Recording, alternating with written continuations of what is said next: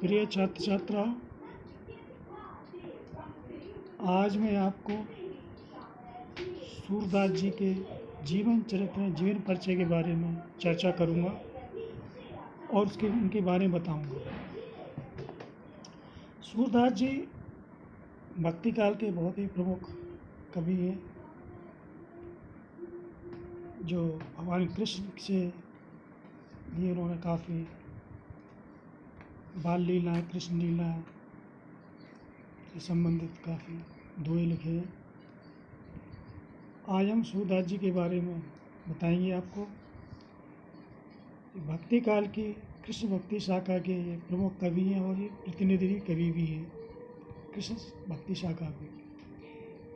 भक्त शिरोमणि सूरदास का जन्म 1478 ईस्वी में रुनकता नामक ग्राम में सारस्वत ब्राह्मण थे पंडित रामदास के घर हुआ था। कुछ विद्वान सिही नामक स्थान को सूरदास का जन्म स्थान स्वीकार करते हैं। सूरदास जी के जन्मंधा होने के विषय में विद्वान एकमत नहीं है। कुछ विद्वानों ने का कहना है कि बाल मनोवृत्तियों एवं मानव स्वभाव का अत्यंत सूक्ष्म और सुंदर वर्णन करने वाला व्यक्ति जन्मंधा नहीं हो सकता।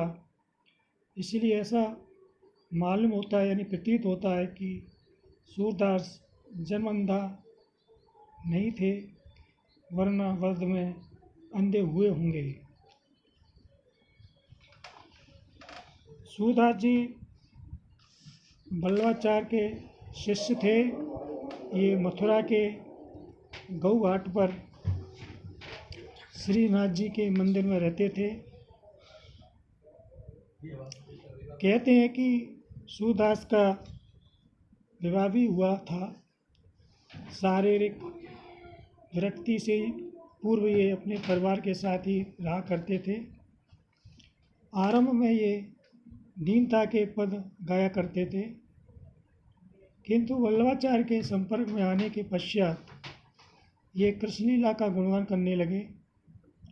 ऐसा माना जाता है कि एक बार मथुरा में सूरदास जी से तुलसीदास जी की भेंट हुई थी और धीरे धीरे दोनों में प्रेम भाव बढ़ गया था। सूर से प्रभावित होकर ही तुलसी ने श्री कृष्ण गीतावली की रचना की थी। गोवर्धन के पास पारसौली नामक ग्राम में गुरु वंदना करते हुए सूरदास जी की मृत्यु हुई। मृत्यु 1583 के समय महाप्रभु बल्लभाचार्य के सुपुत्र विठलनाथ जी वहाँ उपस्थित थे। इन्होंने गुरु वंदना संबंधी पद गाते हुए अपने भौतिक शरीर का त्याग किया। भरोसो दृढ़ इन चरण के रो, श्री वल्लभ नक छंद छटा, बिन सब जग माज अंधेरो। यानी श्री वल्लभाचार्य जी हैं, श्री कृष्ण वल्लभाचार्य के चरणों कमलों में दृढ़ विश्वास कर इनकी शरण में जो हो जाए, क्योंकि इनके चरणों के नख चंद्र की छटा के बिना ये समस्त जग अंधेरा प्रतीत हो रहा है, अंधेरे के समान प्रतीत हो रहा है। यानी प्रभु के चरणों में ही आलोक है, प्रकाश है और उजाला है। उन्हीं की कृपा, चरणों की कृपा से ही आज में इस जग का अंधेरा मिट जाता है। तो समस्त जग ऐसा प्रतीत होता है जैसे कि नख चंद्र की छटा के समान है। इनके चरणों में जो रज है वह बड़ी ही मनोहारी और मन को प्रसन्न करने वाली है। सूरदास जी महान काव्यात्मक प्रतिभा से संपन्न सर्वश्रेष्ठ भक्त कवि थे। उनके काव्य का मुख्य विषय कृष्ण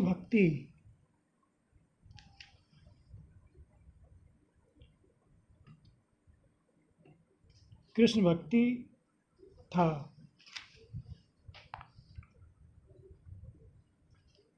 अपनी विलक्षण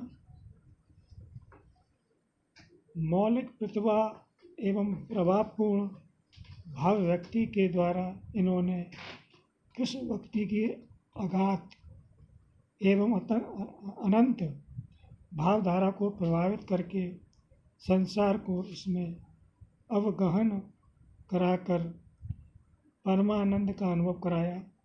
सूरदास ने अपने काव्य में भाव पक्ष को सर्वाधिक महत्व दिया। गहन दार्शनिक भावों की कोमल एवं सुकुमार अभिव्यक्ति इनके काव्य की प्रमुख विशेषता रही है। इन्होंने श्री कृष्ण के सगुण रूप के प्रति अपने सखा भाव का निरूपण करते हुए मानव हृदय की कोमल भावनाओं का प्रभावपूर्ण चित्रण अपने काव्य में किया है। इनके काव्य में राधा कृष्ण की लीलाओं के विभिन्न रूपों का मनोहारी चित्रण हुआ है। वात्सल भाव की जैसी अभिव्यक्ति सूर के काव्य में हुई है, उसका दूसरा उदाहरण विश्व साहित्य में दुर्लभ है। विरह वर्ण की दृष्टि से भी इनका काव्य अनुपम है। भ्रमर गीत में गोपियों एवं उद्धव के संवाद के माध्यम से इन्होंने विरह की अत्यंत मर्मस्पर्शी स्थितियों का भावपूर्ण चित्रण किया है।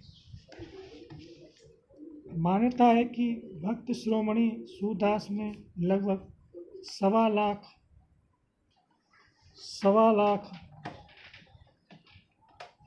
लाख पदों की रचना की थी। काशी नागरी प्रचारणी सभा की खोज एवं पुस्तकालय में सुरक्षित नामावली के अनुसार सूरदास ने 25 ग्रंथों की रचना की है, किंतु दुर्भाग्यवश आज इनके 3 ग्रंथ ही मौजूद हैं। सूरसागर, सूरसारावली एवं साहित्य लहरी ही उपलब्ध है। सूरसागर की एकमात्र प्रामाणिक कृति है। इसके 1.25 लाख पदों में से केवल 8 से 10,000 पद ही आज उपलब्ध है।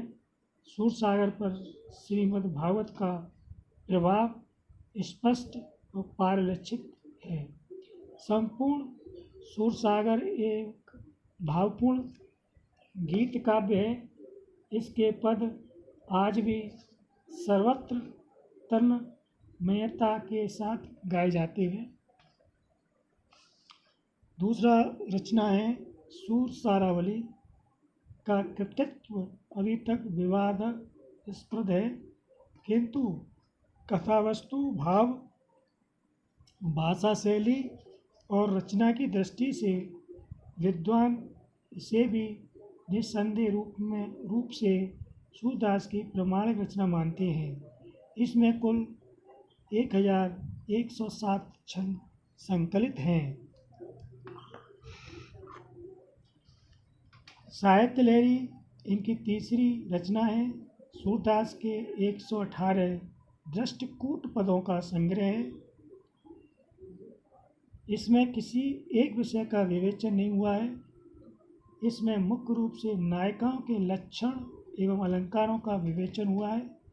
इसमें कहीं कहीं श्री कृष्ण की बाल लीलाओं का वर्णन भी हुआ है।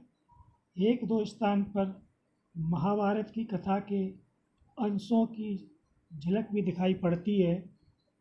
सूरदास ने अपनी रचनाओं में श्री कृष्ण की विविध लीलाओं का वर्णन किया है। इनकी कविता में भावपक्ष और कलापक्ष दोनों एक समान रूप से प्रभावपूर्ण हैं। इनके सभी पद गेय हैं, अतः उनमें मधुर गुण की प्रधानता है। इनकी रचनाओं में व्यक्त सूक्ष्म दृष्टि के आधिपत्य के कारण ही आलोचक इनके अंधा होने में संदेह व्यक्त करते हैं। सूरदास जी का समस्त काव्य मुक्तक शैली में रचित है, किंतु सूरसागर के मुक्त पद भी प्रबंध काव्य जैसा आनंद प्रदान करते हैं। इनके सभी पद संगीत में सरल एवं प्रभावपूर्ण हैं। इनके दृष्टिकूट पदों में अवश्य ही क्लिष्टता के दर्शन होते हैं। भक्त शिरोमणि सूरदास ने अपने पदों में श्री कृष्ण की बाल लीलाओं और प्रेम लीलाओं का रमणीय चित्रण किया है। सूरसागर तो मानो वात्सल्य और श्रृंगार का सागर ही है। इनकी अंधी आँखों ने जिस रूप एवं भाव सौंदर्य को देखा, उसे देखने के लिए 400 वर्षों से कवियों की आँखें लालायित थीं। इनमें ना जाने कैसी ज्योति थी जो प्रकृति और मानव हृदय की असीम गहराइयों तक पहुंचकर इसकी आलोचना कर देती थी। इनके वात्सल्य एवं श्रृंगार परक अद्वितीय रचनाओं की प्रशंसा करते हुए आचार्य रामचंद्र शुक्ल ने लिखा है, वात्सल्य और श्रृंगार के क्षेत्रों का जितना अधिक उद्घाटन सूर्य ने अपनी बंद आँखों से किया, उतना संसार के किसी और कवि ने नहीं। इन क्षेत्रों का वे कोना कोना झांक आए। इसी प्रकार मैंने आपको सूरदास जी के जीवन परिचय के बारे में बताया, समझाया और उनकी रचना के बारे में। अतः आपको अपनी कॉपी पे सूरदास जी के जीवन चरित्र को नोटबुक में तैयार करना है, लिखना है। मैं आशा करता हूँ जितनी भी जितना भी मैंने पिछला आपको बताया है वो आप ज़रूर तैयार कर रहे होंगे, और मैं उम्मीद भी करता हूँ कि अवश्य पढ़ भी रहे होंगे आप। और मैं आपसे निवेदन करता हूँ कि मेरे इस चैनल को आप जितने से जितने सब्सक्राइब करें उतना ही अच्छा है। आप लोग जितना सामग्री ग्रहण कर सकते हैं वो आपकी परीक्षा के लिए लाभदायक रहेगी। धन्यवाद।